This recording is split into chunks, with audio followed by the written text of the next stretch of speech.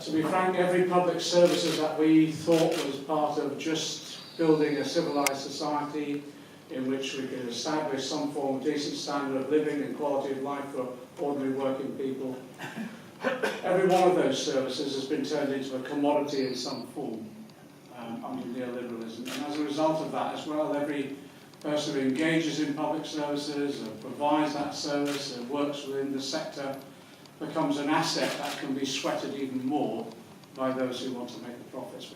They've transformed education into a commodity, basically, to be bought and sold. And I say it time and time again, education is a gift from one generation to another. It is not a commodity to be bought and sold in this way. And we've seen it as a result of the suppression of wages over a long period of time now.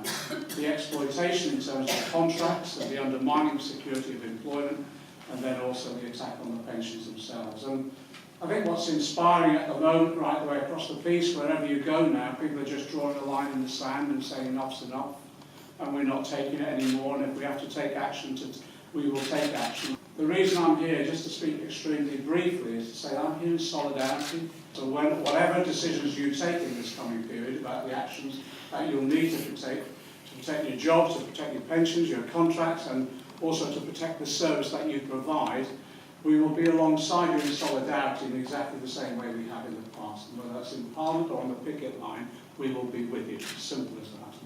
We're doing this exercise at the moment of taking the last manifesto and then translating that into an implementation manual for the policies. Now in that election manifesto, we gave commitments around the proper funding of education, making sure that professionals were recognised once again.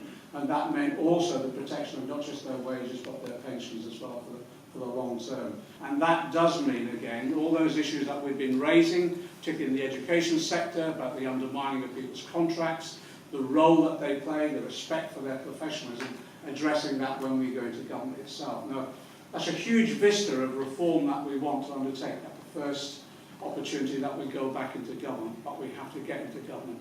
And I think that part of the getting back into government is making sure that we ensure that we will always be connected with the class that we represent.